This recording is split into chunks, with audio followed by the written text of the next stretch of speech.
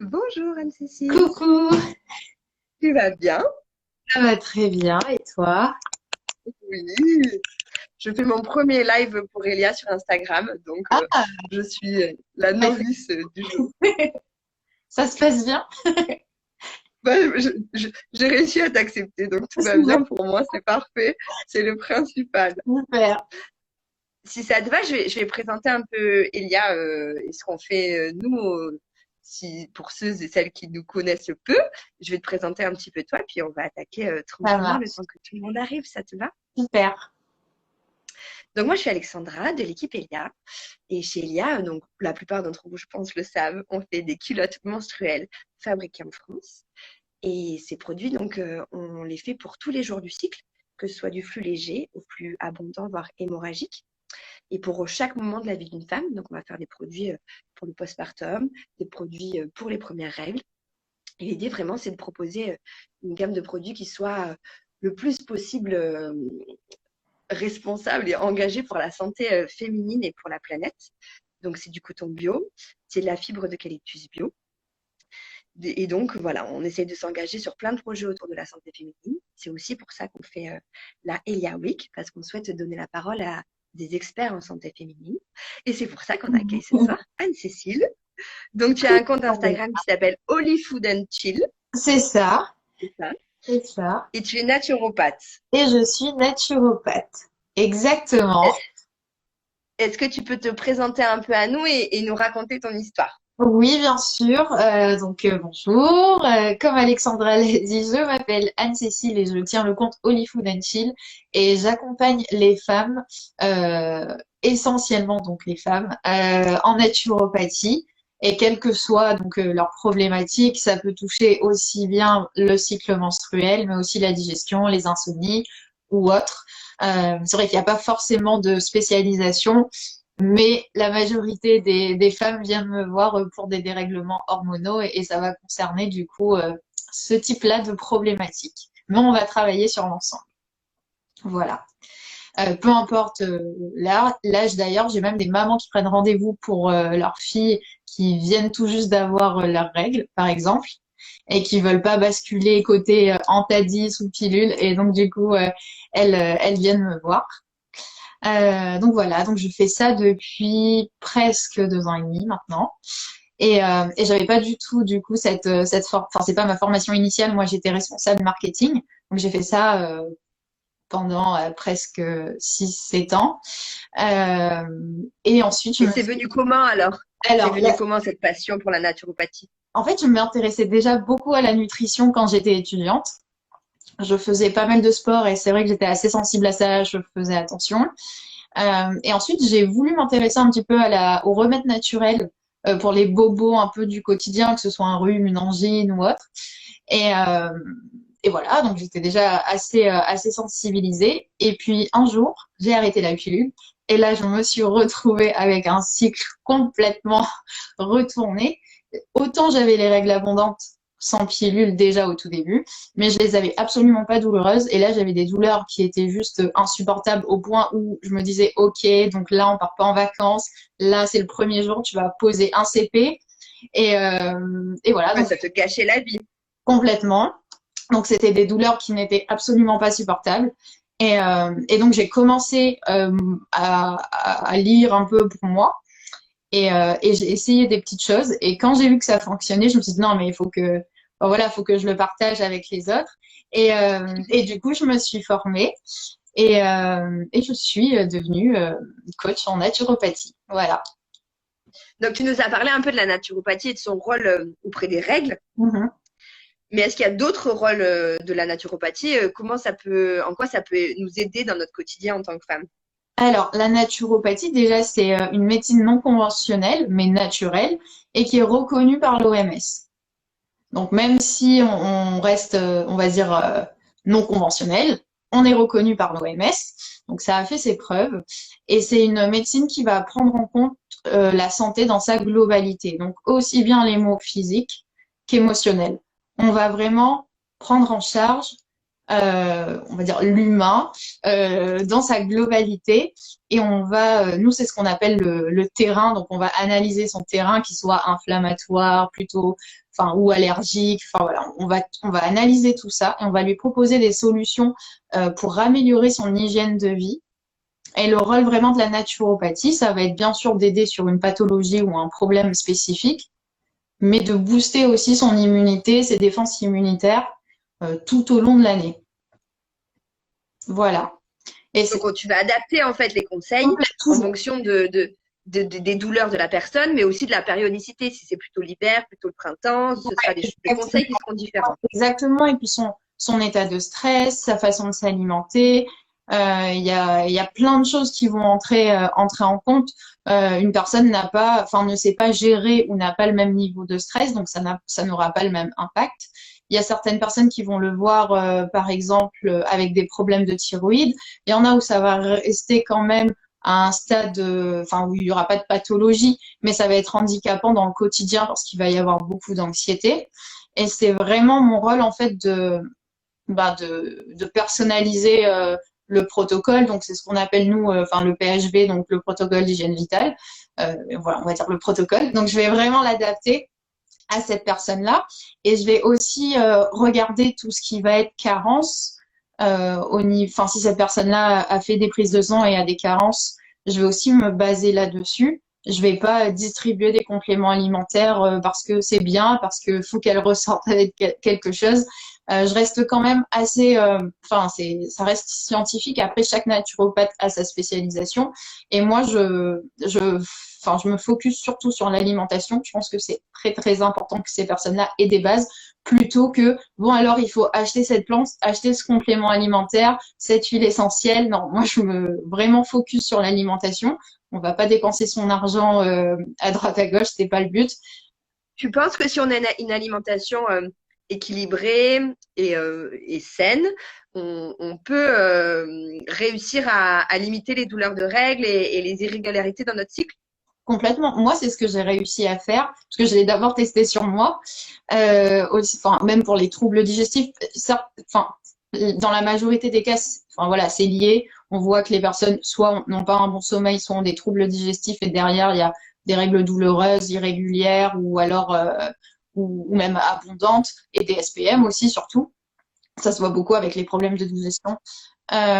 Donc complètement. Ça va fonctionner. Enfin, l'alimentation fait ses preuves déjà sur tout ce qui est santé du cycle.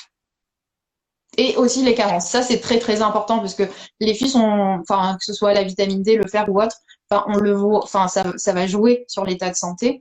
La vitamine D joue sur l'humeur, sur la thyroïde. Enfin, c'est la vitamine star. Donc, c'est aussi pour ça que c'est important pour moi de demander aux filles qu'elles fassent ces examens-là. Enfin, en tout cas, en accord avec le médecin, si c'est possible de le faire, qu'elles le vérifient. Et généralement, oui, enfin, on est toutes quasiment carencées en vitamine D, mais on vérifie parce que la vitamine D en excès est toxique. Donc, c'est pour ça aussi que je vais pas donner des compléments alimentaires si derrière j'ai pas les résultats de prise de sang. Même si voilà, on soupçonne le truc, et bah tant que c'est pas écrit noir sur blanc, je vais pas y aller Et quoi. si par exemple on ne veut pas prendre de compléments alimentaires de vitamine D, mais qu'on veut ne plus avoir de carence, mais le faire qu'avec des aliments, est-ce que c'est possible? On essaie. D'abord, on essaie. Enfin, on peut. Alors, la vitamine D, non, enfin, on va se supplémenter parce que c'est des grosses carences. Bon, la vitamine D et puis même toutes les vitamines.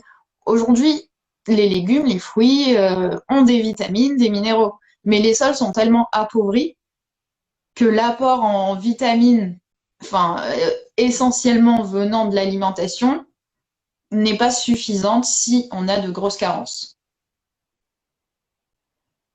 Ok. Tu parlais tout à l'heure d'SPM. Oui. Et donc, la naturopathie, tu nous dis qu'effectivement, ça peut nous aider à lutter contre les SPM. Souvent, quand on a des SPM, on a ces espèces de fringales de sucre et on a envie de craquer sur du sucre. Et est-ce que tu peux, en tant que naturopathe, nous aider dans ces moments-là? Oui, c'est tout à fait possible. Et effectivement, on va mettre en place, si tu veux, une alimentation qui va être déjà une alimentation saine, pour justement apporter les vitamines, les minéraux, mais tous les autres apports nécessaires au corps. Évidemment, vérifier les carences pour ensuite pouvoir agir au niveau, on va dire, hormonal, endocrinien. Toutes ces hormones-là, en fait, sont très... Enfin, tout est, il y a tout est relié, si tu veux. Et pour que les hormones fonctionnent correctement, il va falloir régler ce souci-là de carence. Déjà. Ensuite, en travaillant avec l'alimentation, on va apporter les bons nutriments. Et on va aussi, donc il y a l'alimentation à favoriser, donc l'alimentation anti-inflammatoire et l'alimentation à éviter. Justement, pour pas faire un peu, tu sais, poison antidote, où on compte ses carences, mais à côté, on continue à prendre du café, du thé, mais si on a une carence en fer, du coup, on prend du fer, mais on va le supprimer. Donc, il y a ça aussi, c'est d'éduquer en fait sur l'alimentation. Donc, il faut éviter tout ce qui va être transformé, ultra transformé, donc les produits trop salés, trop sucrés, tout ce qui va être déjà préparé. Donc, idéalement, on fait soi-même à manger, déjà. Exactement, on apprend ou on va essayer d'en faire un petit peu plus. Parce qu'après, c'est pas facile pour tout le monde, et ça, c'est quelque chose que je comprends complètement.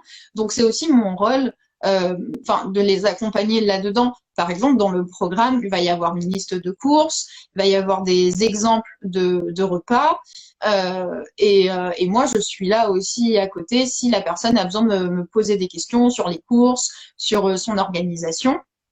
Donc ça, on le travaille vraiment ensemble. Donc éviter déjà tout ce qui va être trop gras, trop sucré, trop salé. Donc ça, c'est évidemment quand on prend quelque chose de tout fait.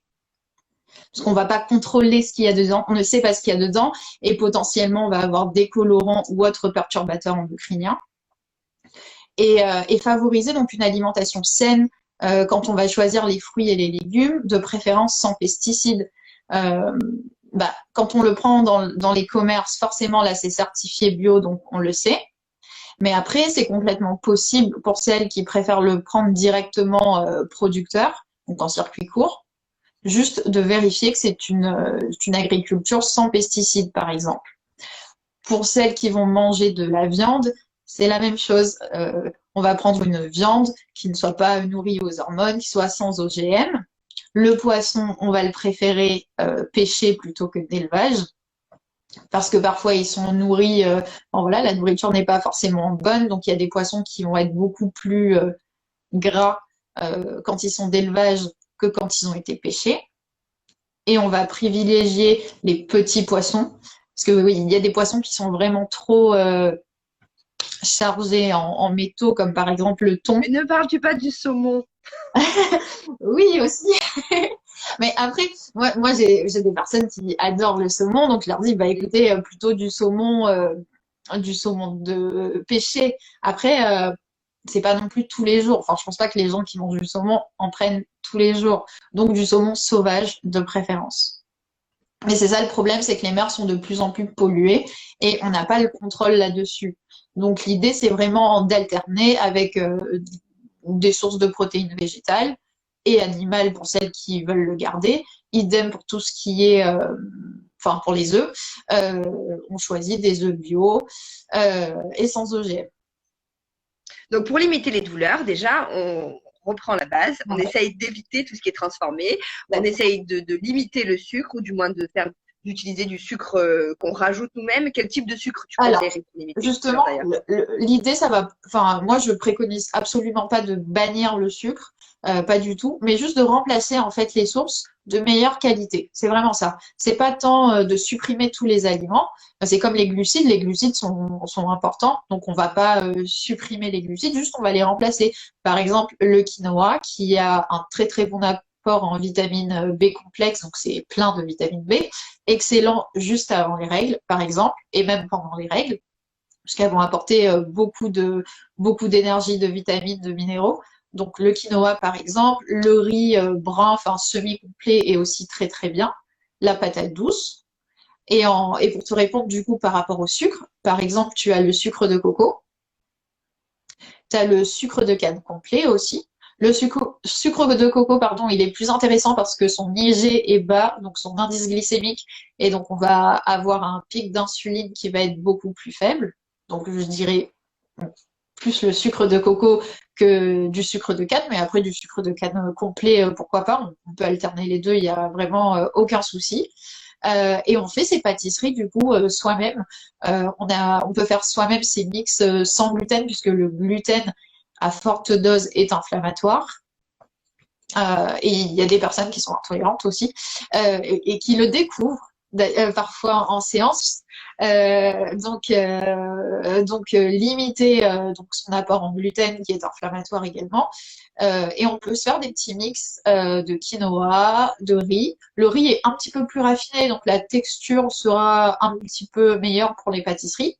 On peut se faire soi-même son petit mix et c'est vraiment en essayant qu'on va réussir à faire ces recettes. Puisque parfois j'ai certaines filles qui me disent ouais mais je sais pas comment faire le mix, il faut mettre combien en proportion. Mais en fait il faut tester, il n'y a pas de mauvaise ou de bonnes recettes, de bonnes façons de faire en soi. Tout se mange, c'est de la farine, il y a du sucre et voilà, il y a de l'huile. À la fin tu auras un cookie, et ben t'adaptes en fait. Si tu vois que tu l'as trouvé pas assez sucré, ben la prochaine fois t'en rajoutes. Voilà. Idem pour les sources de gras. L'idée, ça va pas être de prendre du 0%, pas du tout. On a du bon gras avec de l'avocat, avec les oléagineux, qui apportent en plus des vitamines et des minéraux. Pour les cuissons, on favorise des cuissons douces et pas les Et pour les huiles que tu utilises? l'huile de coco, qui va supporter du coup les fortes températures. Elle est très bien. Il y a l'huile d'avocat aussi qui supporte les fortes températures. Je sais qu'il y en a qui veulent garder l'huile d'olive. Bah, si elles veulent garder l'huile d'olive, Parce qu'on est du sud. On voilà, veut l'huile d'olive. exactement, j'en ai plein. Donc oui, pourquoi pas. Après, on peut alterner. Il y a aussi de l'huile de coco. Mais l'idée, c'est d'avoir une alimentation riche et de pouvoir Exactement. faire un peu de tout finalement. Exactement. Il y a l'huile de coco désodorisée aussi pour celles qui n'aiment pas du coup l'odeur de l'huile de coco.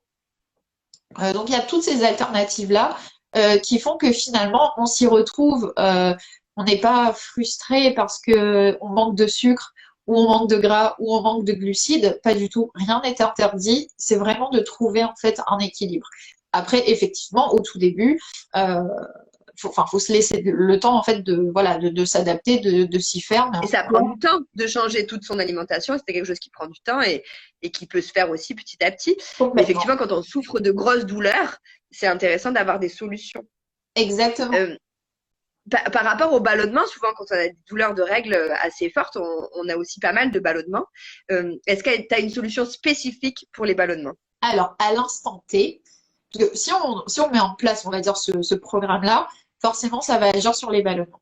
Mais à l'instant En T, prévention, voilà. si on mange tout bien, Voilà. bio, Et qu'on a quand même riche. ouais, et qu'on a quand même des ballonnements, les infusions de fenouil sont excellentes. Infusion de fenouil. Infusion de fenouil excellente. Moi, je trouve que ça fonctionne très très bien. L'apport aussi, il faut une très très bonne hydratation parce que même si on va prendre, on va dire, des aliments riches en fibres pour favoriser un bon transit, faut pas oublier de boire justement pour que ce transit puisse se faire. Et puis pour éliminer aussi toutes les toxines parce que, elles vont pas partir toutes seules. Donc, il faut bien évidemment boire assez. Infusion de fenouil, ça peut aider. Et après, il y a autre chose aussi qu'on peut vérifier. Parfois, les filles vont continuer à avoir des problèmes du ballonnement transit, mais c'est parce qu'elles peuvent avoir aussi une petite bactérie ou un dysfonctionnement, en tout cas un déséquilibre au niveau du microbiote. Et donc, ça va être d'abord de vérifier qu'il n'y ait pas de bactéries. Je ne vais pas parler de celle-là ici, mais on peut vérifier ça. Ensuite, on va travailler effectivement sur quelles fibres. On va vérifier la quantité. Est-ce qu'elles s'hydratent quand même bien. C'est quoi s'hydrater bien? S'hydrater bien, tu conseilles de boire combien par jour? Minimum 1,5 litre hors infusion. Voilà. Et généralement, enfin voilà, quand on met sa bouteille d'eau à côté de soi, ça nous permet un petit peu d'avoir le réflexe. On la voit pleine, on se dit bon, ok, j'ai pas tout bu. Et petite astuce, moi je mets toujours, soit je la fais infuser au gingembre. Le gingembre est excellent aussi, ça lutte contre plein de voilà, enfin de bactéries, quelques infections. C'est excellent aussi pour les nausées. Donc infuser l'eau au gingembre avec des feuilles de menthe. Moi parfois je mets quelques fruits. Donc je vais mettre des morceaux d'ananas, de mangue ou même la pelure, enfin la peau du fruit. Et ça va infuser. Bien évidemment, il faut que le fruit soit bio. Donc ça aide un petit peu à aromatiser de façon très très saine l'eau, sans édulcorants ou autres sirops. Ça rend l'eau un peu moins monotone, tu vois. Tu te dis, bon, ça a un petit goût. Et voilà, pour aider un petit peu à boire, il y a il y a l'anis aussi, qui est pas mal, je trouve, pour les ballonnements. L'anis Qui étoilé. peut aider sur les... Donc le fenouil, Le l'anis, fenouil, l'anis étoilé, le gingembre. exactement. Le psyllium aussi peut aider pour les ballonnements. Idem, là, le psyllium, comme il va gonfler, il va falloir vraiment boire. Parce que parfois, j'ai des personnes qui vont avoir davantage mal en prenant du psyllium, mais c'est parce que l'apport, enfin, l'hydratation n'est pas assez forte. Conséquente. Exactement. Donc déjà, ça, très bien. Et donc, quand on a nos règles, il arrive souvent, parce que c'est normal, qu'on se sente un peu anxieuse ou déprimée ou on se sent un peu moins bien, on a des sauts d'humeur, on est plus irritable. On peut l'accepter? Mais si Ouais. à ce moment-là, il est difficile pour nous de l'accepter, parce qu'on a fait un petit live sur le cycle et sur les bienfaits du cycle, donc on peut Oui. aussi l'accepter. Oui.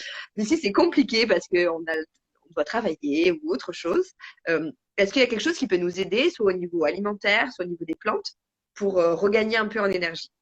Alors déjà, c'est très bien que tu dises qu'il faut l'accepter.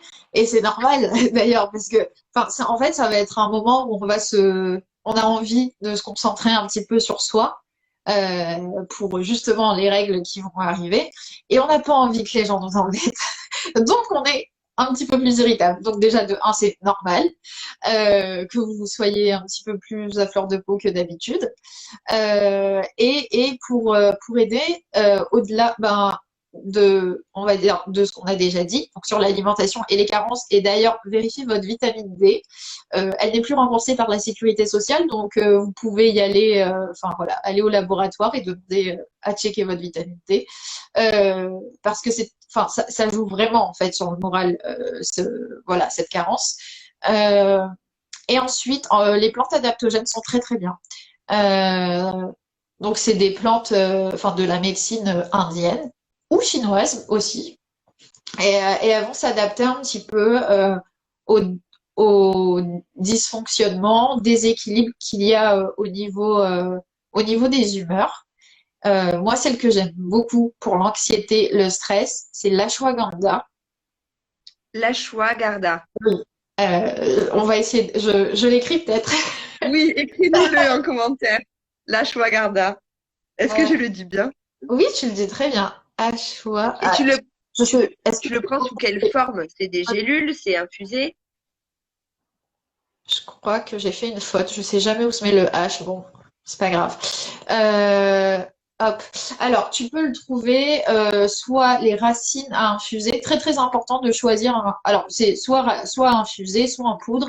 Enfin, pas infusé, mais en tout cas, si tu prends des racines, il va falloir les infuser et filtrer. Ensuite, tu peux les trouver en poudre, en teinture mère. Donc là, teinture mère, du coup, c'est que ça a été macéré voilà, pendant très très longtemps. Donc teinture mère. Ou alors, j'ai dit gélule ou pas? Mais gélule. Donc voilà, tu as plusieurs formes. On les trouve soit enfin, sur Internet, en pharmacie, enfin là où on vend des compléments alimentaires. Et bien faire attention en fait que ce soit écrit racine d'ashwagandha et pas juste poudre ou extrait, mais Parce vraiment que c'est pas les mêmes effets? exactement. Sinon c'est de l'argent jeté par les fenêtres. Donc Ah, vraiment donc il faut que ce soit bien racine. oui, d'ashwagandha. Ou racine, voilà. S'il y a extrait, c'est pas grave, mais en tout cas, il faut que ce soit spécifié racine. Et l'ashwagandha est très très bien. C'est mieux de la prendre, je dirais, dans l'après-midi et le soir. Donc pour le stress et l'anxiété. Euh, 2 fois par jour. oui, 2 fois par jour, moi je trouve que c'est bien. La posologie est généralement inscrite sur le complément alimentaire, puisque ça va dépendre des labos et du dosage de chaque labo.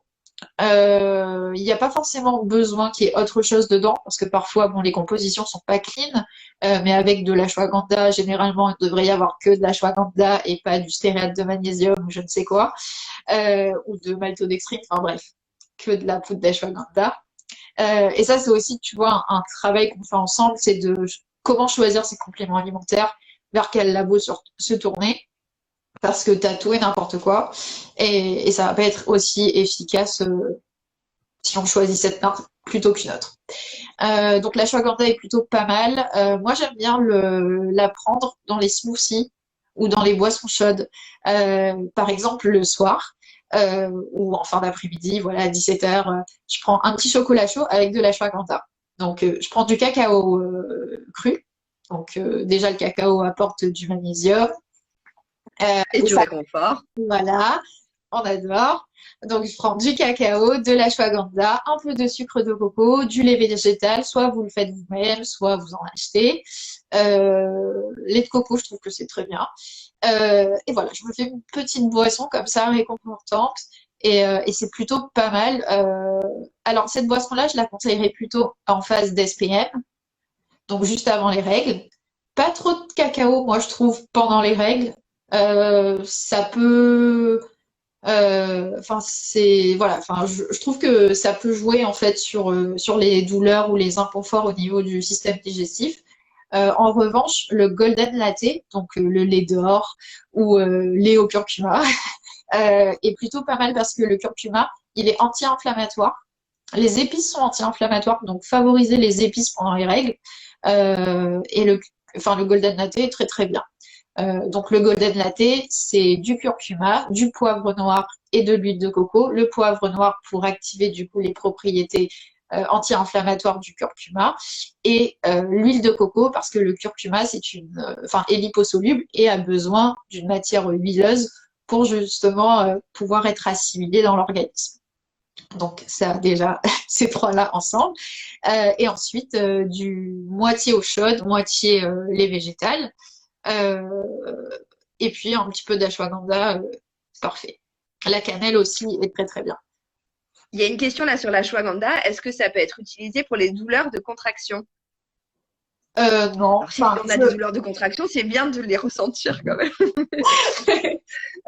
alors je sais pas vraiment si, enfin moi j'ai pas remarqué d'effet sur les inconforts, enfin les douleurs. J'imagine que c'est des douleurs de règles, non, de contraction. Je, ok. Alors oui, alors pour l'avoir vécu 2 fois, c'est des douleurs de règles qui sont très très très très très très très très très Non, fortes. non, là c'est. Et pour le coup, j'avais jamais vécu des douleurs comme ça. Mais peut-être qu'effectivement l'ashwagandha, il faudrait qu'on se renseigne et puis, Ouais, je pense que c'est te dire un. à Fanny. Ouais, mais non, là il faudrait plutôt aller vers des plantes.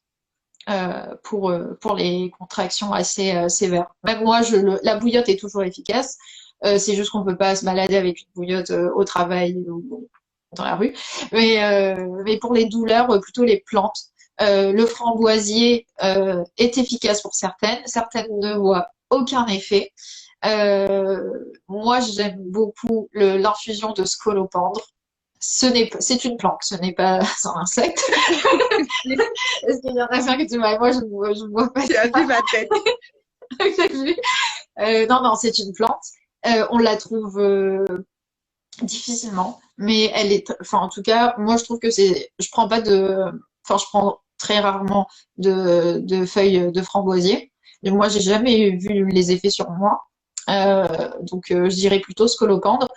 Euh, voilà. Et puis la bouillotte, moi, je trouve qu'elle est déjà très Donc, on a efficace. vu par rapport aux douleurs et aux grosses douleurs, comment les soulager à la fois par l'alimentation et à la fois par les plantes. Est-ce qu'il t'est arrivé d'accompagner des femmes qui sont touchées par l'endométriose ou par le syndrome des ovaires polykystiques? Oui. Et dans ces cas-là, Qu'est-ce que tu proposes? Oui, je les accompagne effectivement, même celles qui ont des fibromes. Euh, Beaucoup, enfin, je pense que 50%, voire 70% du coup des femmes que j'accompagne ont ces pathologies-là.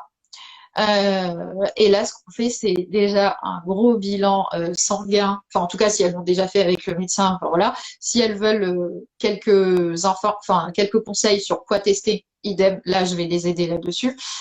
Donc, on regarde déjà ce qui se passe au niveau prise de sang, euh, au niveau digestif surtout, puisqu'il faut travailler en fait la digestion avec toutes celles, enfin toutes les personnes qui prennent rendez-vous avec moi, on travaille sur la digestion, puisqu'on peut avoir des déséquilibres qui font que nos vitamines elles sont pas du coup bien assimilées, que ça se transmet pas bien et que derrière on a des problèmes au niveau hormonale, au niveau de la thyroïde.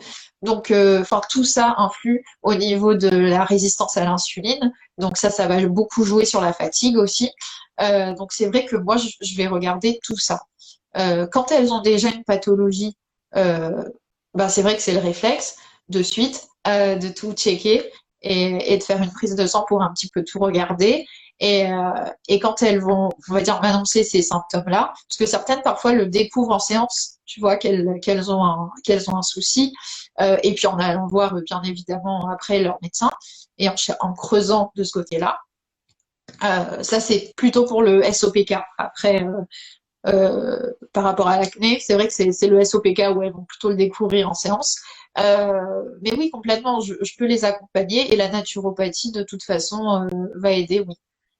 Avec tout ce qu'on... La naturopathie, ce que tu conseilles comme accompagnement, j'imagine que ça évolue en fonction des personnes que tu accompagnes, mais ça fonctionne comment? Est-ce qu'une séance suffit? Est-ce que tu fais un accompagnement sur 6 mois? Comment ça fonctionne en général avec toi? Alors, généralement, c'est un accompagnement sur 3 mois, donc 6 séances. Et je propose en fait 2 types de consultations.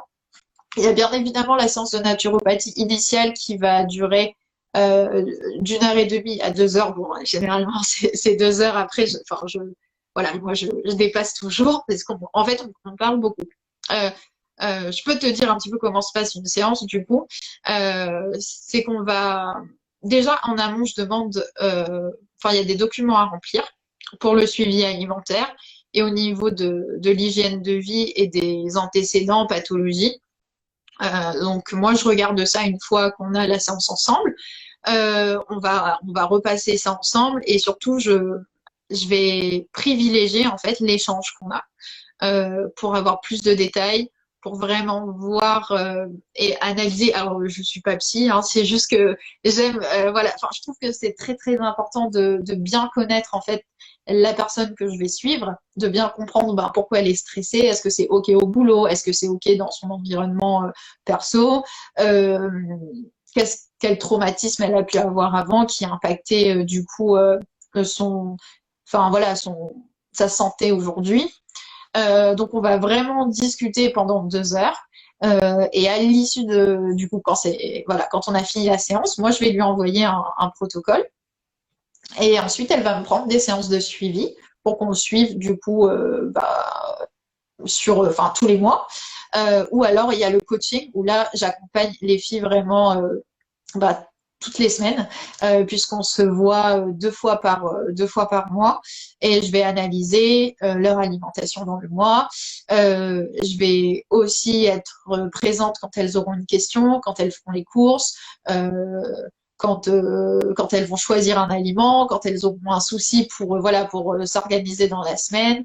Voilà, je vais vraiment les accompagner de bout en bout et ça me permet aussi d'avoir un suivi qui soit beaucoup plus précis.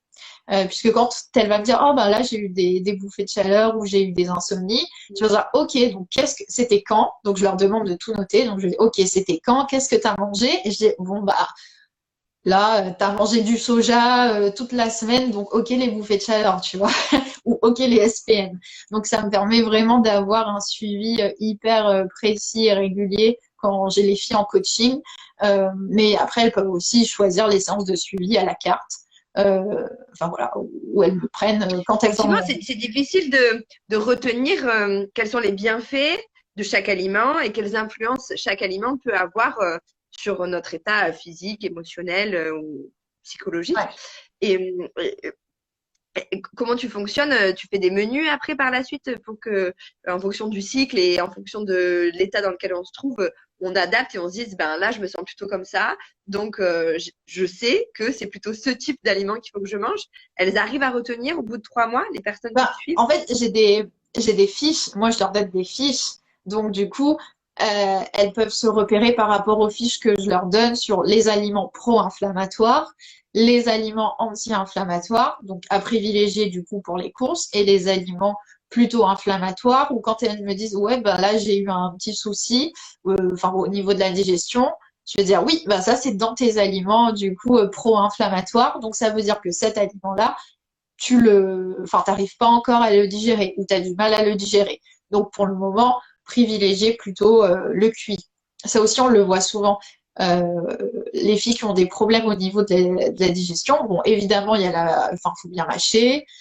Faut pas faire des associations alimentaires qui vont pas ensemble à mélanger du cru, du cuit, des fruits.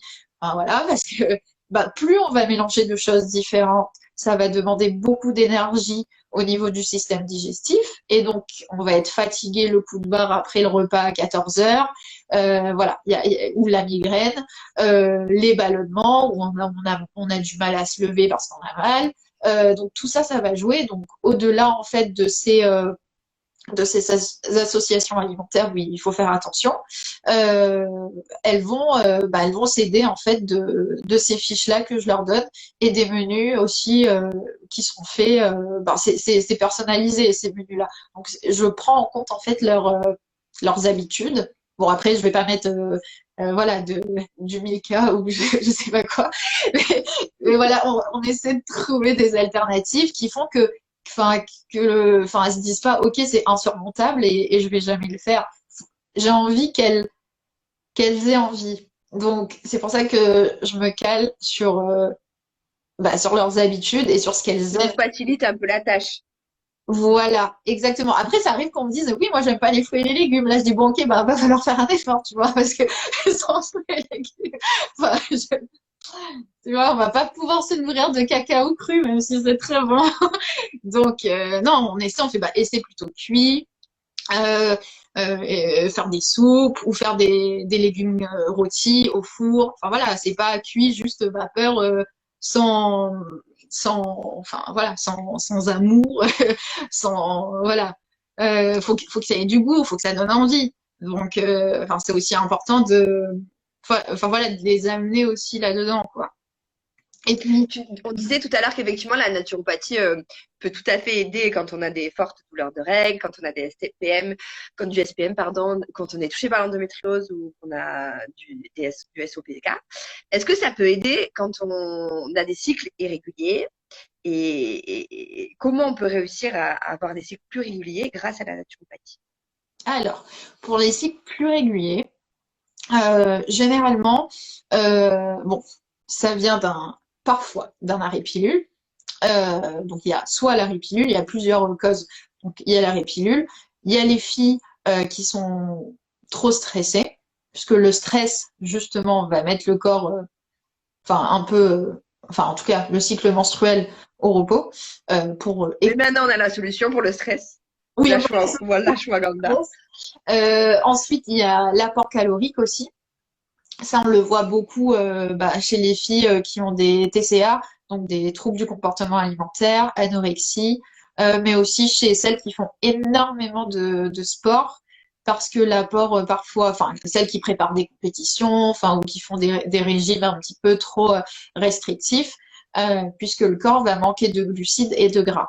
Et en fait, ce qui va se passer au niveau de ces règles irrégulières, c'est que pour nous préserver, il va mettre le cycle menstruel en fait en pause, puisque tout ce qui n'est pas, on va dire, essentiel à notre vie, enfin pour nous tenir en vie, il va le mettre un peu en arrêt. Et comme les règles nous fait perdre du sang et donc du fer Donc, du coup, il va se dire, bon, ok, elle a, il faut que je garde toute son énergie juste pour qu'elle vive, donc on va la préserver et on va, du coup, bah, et c'est ce qui se passe. Les règles vont être soit décalées ou complètement à l'arrêt. Donc, pour les règles irrégulières, déjà, on vérifie au niveau de son apport. Je crois que je te... C'est ok. Tu me Non, donnes ça me faisait le petit truc. Oui. Donc déjà, au niveau de l'apport calorique, est-ce que c'est OK? Par rapport à l'arrêt de la pilule, peut-être relancer un petit peu l'énergie au niveau du foie. Donc là, on va faire une détox. Enfin, moi, j'aime pas trop appeler ça détox foie, mais on va dire qu'on va redonner de l'énergie au foie. Donc, on va le booster un petit peu. Donc là, ce sera essentiellement avec les plantes pour éliminer un petit peu tous ces métaux de médoc. Puisque, enfin voilà, ça abîme notre, enfin voilà, le bien-être de nos hormones, puisque quand on est sous pilule, on arrête. Enfin voilà, enfin sinon, enfin le but c'est bien évidemment de ne pas tomber enceinte, donc tout ça est à l'arrêt. Donc on va travailler avec les plantes en fait pour aider sur les règles irrégulières. C'est les plantes principalement on va dire et consommer assez de bons gras et de glucides on va dire de qualité qui vont aider à retrouver un cycle régulier. Donc pour les douleurs, c'est essentiellement l'alimentation qui va aider quand on a des douleurs très très fortes de règles, à nous soulager. Et c'est vraiment la régularité sur une alimentation saine. Tu me dis si je me trompe. Ah ouais. Mais par contre, pour l'irrégularité des règles, là dans ce cas-là, ce sera plus les plantes. Alors l'alimentation aussi, mais c'est plus les plantes Ouais. qui vont nous aider en naturopathie. Oui, complètement. Mais après, encore une fois, tu vois, là, c'est très compliqué de donner des précisions sur les plantes puisque ça va dépendre en fait de chacune. Donc si c'est plutôt lié au stress, est-ce que c'est plutôt lié au poids, est-ce que c'est plutôt l'hygiène de vie parce que voilà, il y a un rythme soutenu au niveau sportif ou une alimentation avec des régimes assez restrictifs ou un médicament qui a fait que voilà, parce que enfin les médocs ou toute autre substance enfin un peu chimique va venir perturber le cycle menstruel. Donc le rôle, ça va être d'éliminer tous ces métaux et toutes ces toxines. J'ai une dernière question parce que le live va bientôt se terminer. Par rapport à la contraception, il y a beaucoup de femmes aujourd'hui qui souhaitent tester des modes de contraception un peu plus naturels, Ouais. qui souhaitent faire des choses un peu différemment. Dans ces cas-là, est-ce que la naturopathie peut aider à cette transition et que cette transition se passe un peu plus sereinement? Oui, alors pour celles qui veulent en tout cas arrêter la pilule, moi je conseille de le faire minimum, de commencer un protocole en naturopathie minimum un mois avant. L'idéal, ce serait 3 mois, mais généralement quand elles viennent me voir les filles, bah, elles veulent l'arrêter le plus vite possible, donc on part sur un mois, euh, puisqu'on va préparer en fait, enfin on va le booster justement.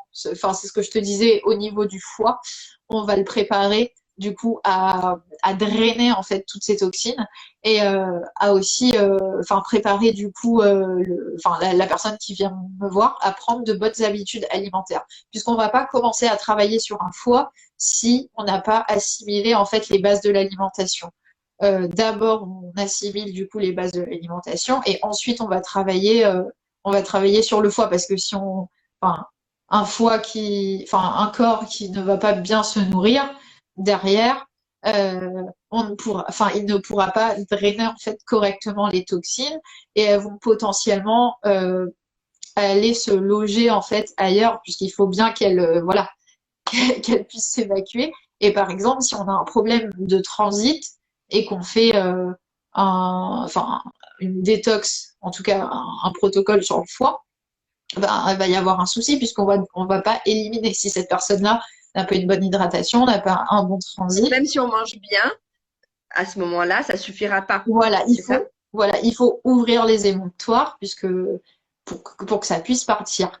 Et, euh, et donc, oui, complètement. Le protocole va aider à un protocole de détox, en fait, qui soit, en tout cas, bien mené de A à Z. Et c'est pour ça que, enfin, moi, je préconise pas du tout de le faire soi-même et d'acheter, par exemple, parce qu'on peut après aller en herboristerie et prendre une tisane pour le foie, mais derrière, il faut s'assurer que les émonctoires, donc ce sont tous, enfin, nos organes, voilà.